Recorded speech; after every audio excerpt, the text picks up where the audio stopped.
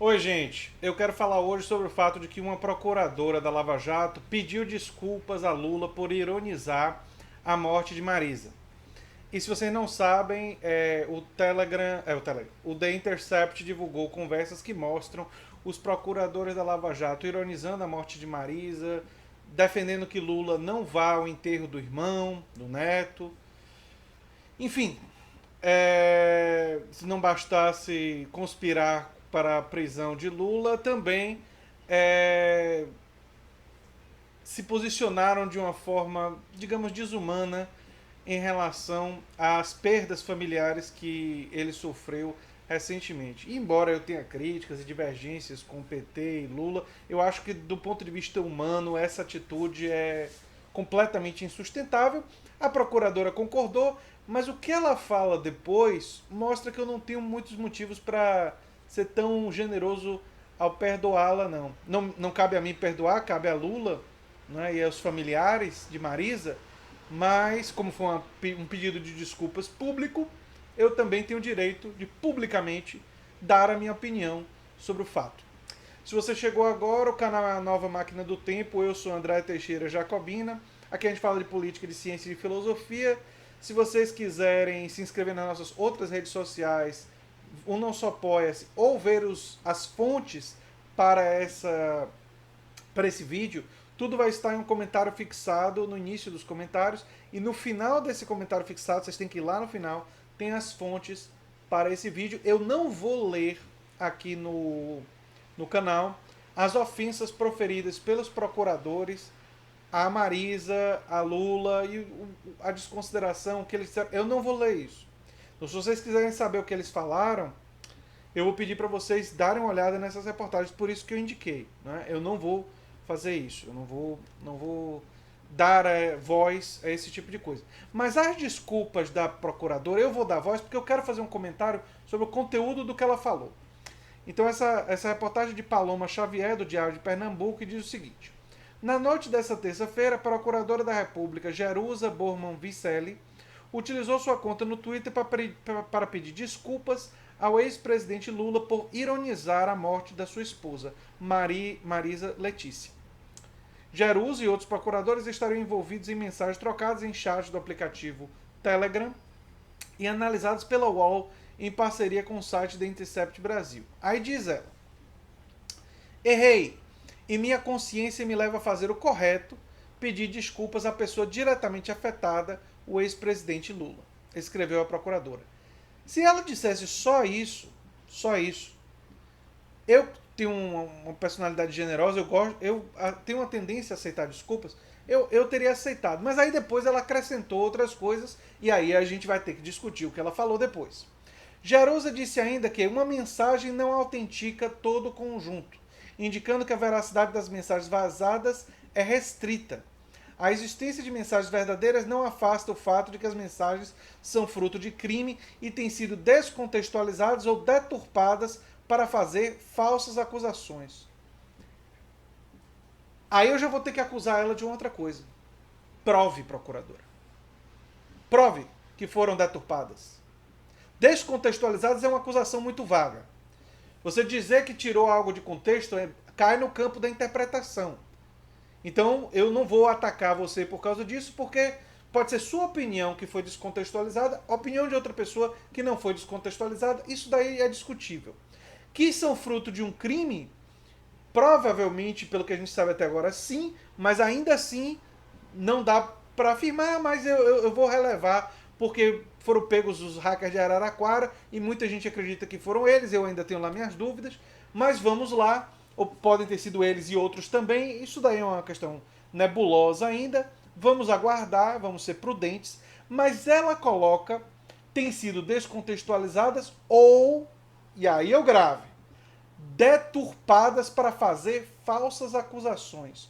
Pois bem, procuradora, eu quero ver agora você vir a público e provar, e não simplesmente falar, não é? Fazer uma acusação dessa em relação em relação ao The Intercept Brasil, em relação à Veja, em relação à Band News, em relação à Folha de São Paulo, em relação ao UOL, em relação ao Correio Brasiliense, em relação a muitos órgãos da imprensa brasileira que atestam a autenticidade das mensagens, você está acusando eles de deturparem ou você está acusando a fonte. E você tem que provar. E se você não provar, e você não apresentou nenhuma prova, o que você está fazendo é calúnia. É calúnia. Então, na hora que você resolve pedir desculpas, você vem, pede desculpas. Beleza, eu aceitaria. Aí você aproveita para dizer que as mensagens foram deturpadas. Qual é a prova que você tem disso? E o pior é o que ela diz depois. Os procuradores da Lava Jato nunca negaram que há mensagens verdadeiras, exatamente porque foram efetivamente hackeados. Contudo, não é possível saber exatamente o quanto está correto, porque é impossível recordar de detalhes de 1 milhão de mensagens em 5 anos intensos.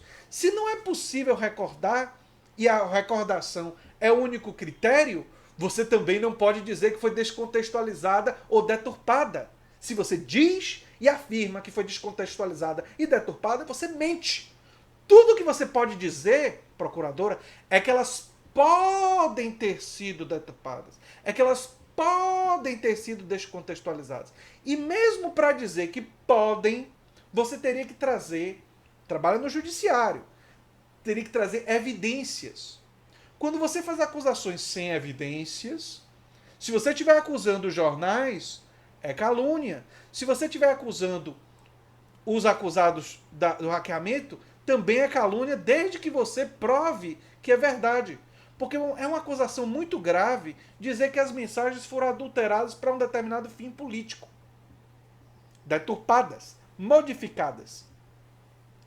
E ela não apresenta nenhuma evidência. Isso, minha gente, se chama narrativa.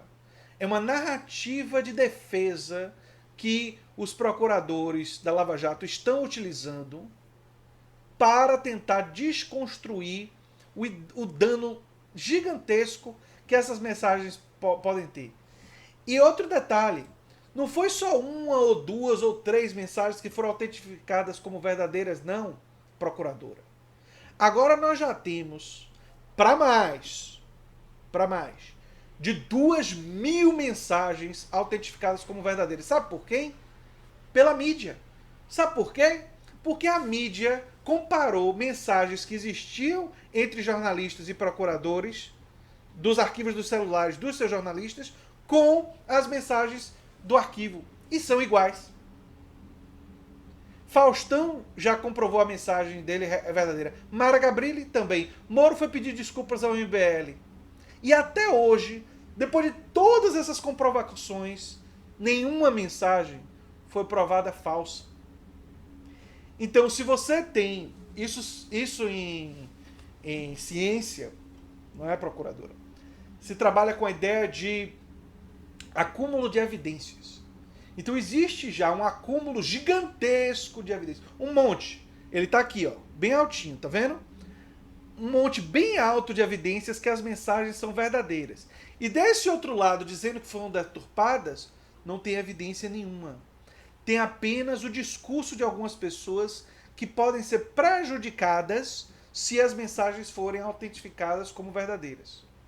Percebe a diferença? Aqui nesse lado tem a Mara Gabrilli, tem você, tem Faustão, tem o Moro, tem o Daltan Dallagnol, tem um monte de gente que já autentificou a verdade de muitas mensagens, tem a imprensa, tem os jornalistas, todo mundo está aqui.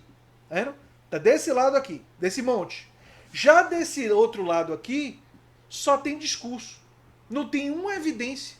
Só tem as falas de pessoas que têm um interesse investido de dizer que as mensagens podem ser falsas para não terem que lidar com o fato de que cometeram irregularidades. Quando um pesquisador, um cientista, olha esses dois montes, ele olha para esses dois montes e diz assim: existe uma probabilidade muito maior, baseado nas evidências, que as mensagens, na sua totalidade, sejam verdadeiras. Para que seja provado que existem mensagens falsas, ou deturpadas, ou alteradas, nós precisamos de evidências para além do discurso de pessoas que tinham interesse investido que elas fossem. Deu para entender? Captou a mensagem? Porque a gente não vai ficar ouvindo desculpas e deixar o nosso coração ser tocado por isso e negligenciar o que você diz depois das desculpas. Porque você, depois das desculpas, foi na sua defesa corporativa. Corporativa.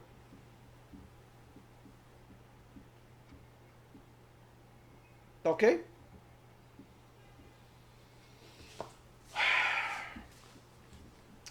É difícil aguentar esse pessoal da Lava Jato, viu, gente? Vou dizer pra vocês. É muito difícil. Porque até na hora que eles vão pedir desculpas por uma ironia, a morte de uma pessoa, a esposa de um ex-presidente desse país, que eles conspiraram para prender. E quando eu digo conspiraram, isso já está provado.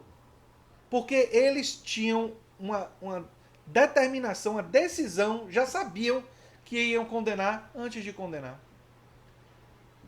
O Moro, já ficou evidente, aceitou provas que ele próprio considerava ruins. Provas que ele disse que eram ruins. Mais de uma vez. Nas mensagens, a gente viu lá.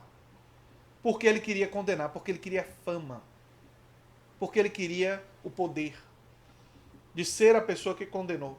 Porque ele queria ser não só ministro da Justiça, mas juiz do Supremo Tribunal Federal. E Deltan Dallagnol fez tudo o que fez porque queria ganhar dinheiro, porque queria poder, porque queria contrato de livros. E muitos dos outros procuradores fizeram muito do que fizeram motivados por esses interesses. Pegaram alguns corruptos e alguns bandidos no caminho? Pegaram. Tem muitos aqui no Brasil. Mas se não fosse, as provas fossem ruins e isso avançasse seus interesses, eles estavam dispostos, ao arrepio da lei, fazer o que fosse necessário para conseguir fama. E por isso, capturar e prender o ex-presidente Lula era o seu grande objetivo. E eu falo isso como uma pessoa que tem divergências com Lula, que tem divergências com o PT, que já escreveu artigo científico criticando aspectos do governo do PT, porque eu estou à esquerda de vários setores do PT e nunca escondi isso. Nunca escondi isso. Por isso que quando alguém da direita vem e diz que eu sou petista, eu digo eu não sou. Porque o que eu entendo por petista é aquele que defende o PT em todas as circunstâncias. E não é meu caso. Eu já critiquei várias vezes. Assim como critiquei outros partidos da esquerda. Assim como critiquei o PDT recentemente quando ele afrouxou no caso da Tabata, e vocês sabem disso. Assim como eu critico qualquer grupo, seja de esquerda, seja de direita, quando tiver em contraste com os meus princípios, meus valores e aquilo que eu defendo. Como dizia Orwell, liberdade é o direito de dizer aquilo que as pessoas não querem ouvir. E a procuradora pode não gostar de ouvir, mas a verdade é que as evidências hoje estão todas do lado da autenticidade das mensagens. E não existe nenhuma evidência de que elas foram deturpadas, procuradora.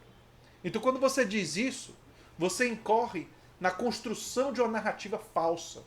Algo que depõe tanto quanto contra o seu caráter, quanto ter ironizado a morte da ex-primeira-dama. E era isso que eu tinha para dizer sobre o assunto. Se vocês gostam do que eu faço aqui no canal, se inscrevam, dêem um like, compartilhem. E se vocês quiserem nos apoiar, tem o link do Apoia-se, das nossas outras redes sociais e também nas fontes. No final dessa mensagem fixada tem as fontes que eu utilizei para realizar esse vídeo. Um abração e até o próximo vídeo, gente. Tchau, tchau.